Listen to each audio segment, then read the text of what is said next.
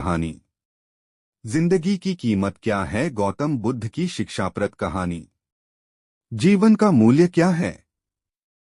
दोस्तों, आज की गौतम बुद्ध कहानी के माध्यम से हम आपको बताएंगे कि बुद्ध के नजरिए से हमारे जीवन का मूल्य क्या है। हम में से बहुत से लोग अपनी जिंदगी की कीमत नहीं समझते और ऐसी चीजों में अपनी जिंदगी बर्बाद कर देते हैं जिससे हमें ही नुकसान होता है। कुछ लोग शराब के पीछे, कुछ लड़कियों के पीछे और कुछ पैसों के पीछे अपना पूरा जीवन बर्बाद कर देते हैं। आज की बुद्ध कथा के माध्यम से आपको पता चलेगा कि हमारा जीवन कितना अनमोल है और हमें अपना यह अनमोल जीवन कैसे जीना चाहिए। एक समय की बात है, गौतम बुद्ध अपने शिष्यों को जीवन से जुड़ी अच्छी और बुरी बातों का ज्ञान दे रहे थे। सभी शिष्य बड़े ध्यान से उनकी बात सुन रहे थे। उन सभी में एक शिष्य ऐसा भी था जिसे प्रश्न पूछने की आदत थी।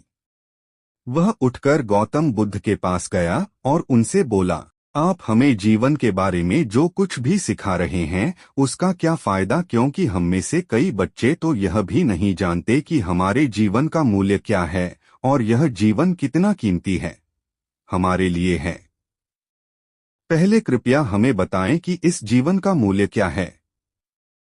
बुद्ध ने अपने शिष्य की बात सुनकर अपने कमरे में जाकर पत्थर का एक चमकता हुआ टुकड़ा ले आया। मैं तुम्हें इस जीवन का मूल्य तब बताऊंगा जब तुम्हें इस पत्थर का सही मूल्य पता चलेगा, उन्होंने कहा और टुकड़ा अपने शिष्य को दे दिया। आप भी इस पत्थर के टुकड़े को किसी को नहीं बेचें। शिष्य गौतम बुद्ध की बात मानकर बाजार की ओर चले गए। उसने पहले बाजार में एक फल विक्रेता को देखा और उसे एक पत्थर दिखाकर पूछा, इस पत्थर के बदले तुम मुझे कितने फल दे सकते हो? फल विक्रेता ने कहा, यह पत्थर कोई खास नहीं है, लेकिन फिर भी मैं तुम्हें इसके बदले में 10 केले दे सकता हूँ। वह शिष्य उस पत्थर को लेकर आगे बढ़ गया। तभी उनकी मुलाकात एक सब्जी बेचने वाले से हुई। शिष्य ने सब्जी विक्रेता से पत्थर की कीमत पूछी।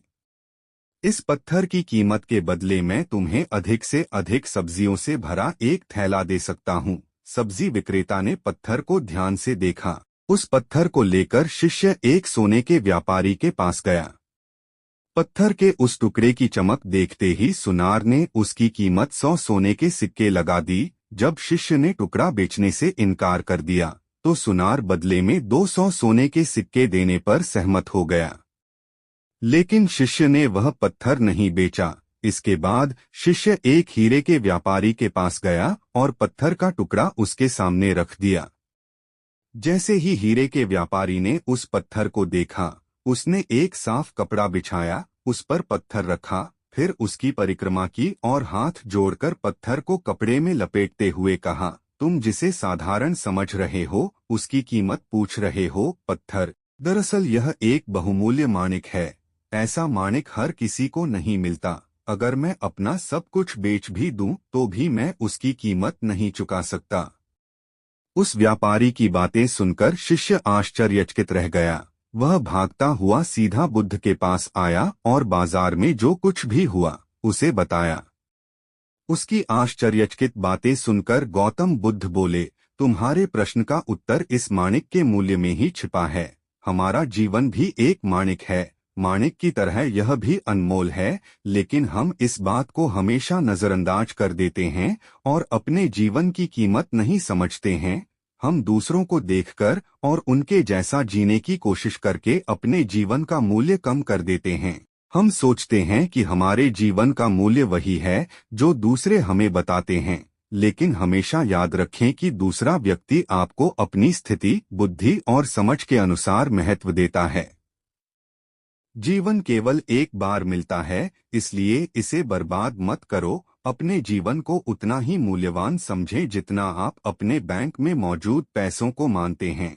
आज के समय में लोग प्यार, पैसा और दिखावा जैसी चीजों को अपनी जान से भी ज्यादा कीमती मानते हैं। लोग प्यार की वजह से आत्महत्या कर लेते हैं। पैसे के नाम पर वो ऐसे काम करने लगते हैं जिससे उनकी जिंदगी बर्बाद हो जाती है।